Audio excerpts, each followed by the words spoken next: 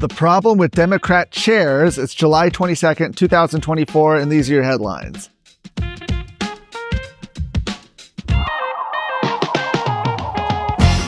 Okay, the problem with Democrat chairs is, well, there are a lot of problems with it, but one of the big problems is that when you have Democrats in charge of committees like you have in the Texas House, when Republicans want to see things done on issues that Democrats have ignored, they're forced to beg to those Democrats who are in charge, and they hold all the power.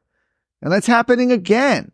In the Texas House, as another Democrat chair is being called on by Republican lawmakers to allow a study on a series of issues, including taxpayer-funded lobbying, property tax elimination, and the impact of illegal immigration before the legislative session begins in January.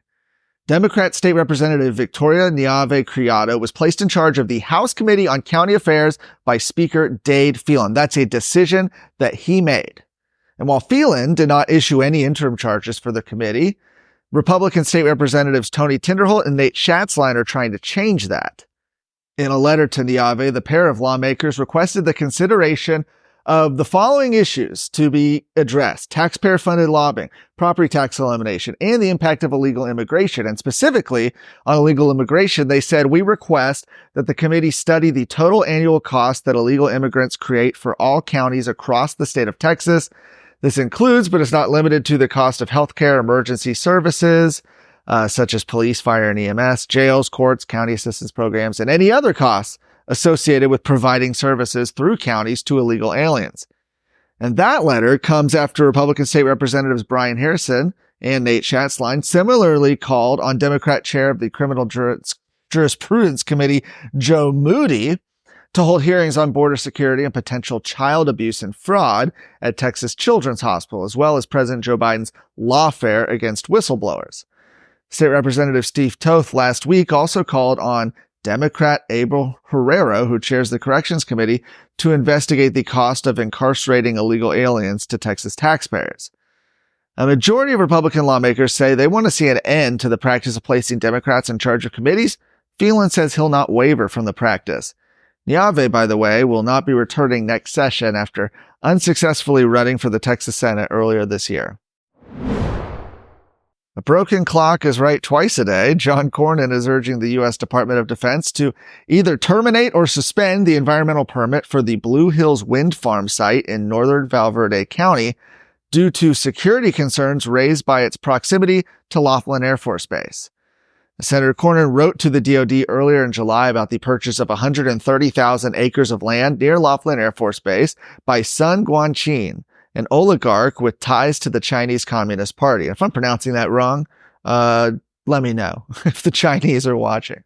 Specifically, Cornyn wants the DoD to terminate or suspend the mitigation agreement or contract for the wind farm project until his office can fully investigate any threats the project poses to the critical training mission of the Air Force Base. Now, according to Cornyn, Sun Guangqin intends to erect hundreds of 700-foot wind turbines, impeding the military's mission, presenting a national security threat, and threatening a historical conservation corridor adjacent to and in between the Devils and Lower Pecos rivers.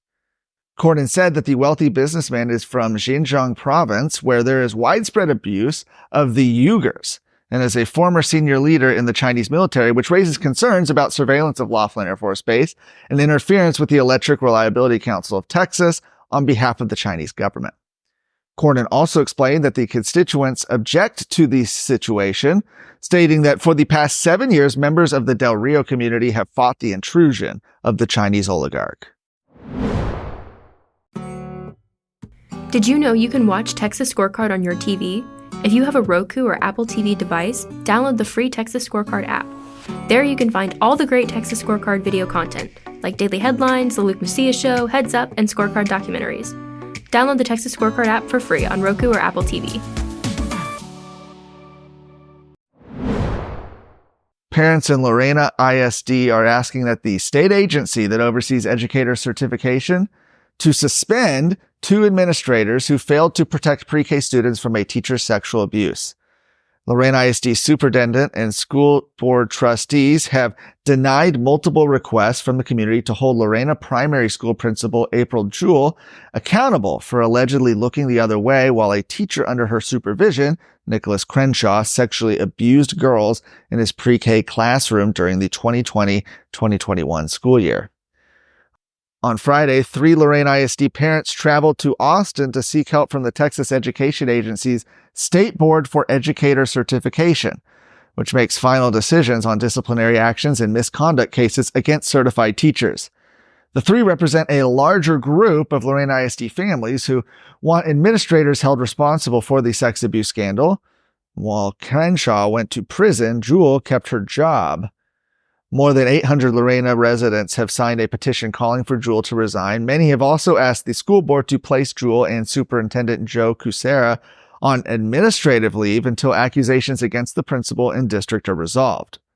An attorney representing Jane issued a statement to local media outlet KWTX expressing the family's gratitude for the community's outpouring of support for Jane and commitment to justice and safety for all children. They hear what you are saying and see what you are doing. The next Lorena ISD school board meeting is scheduled for July 29th. For more of today's stories, go to TexasScorecard.com.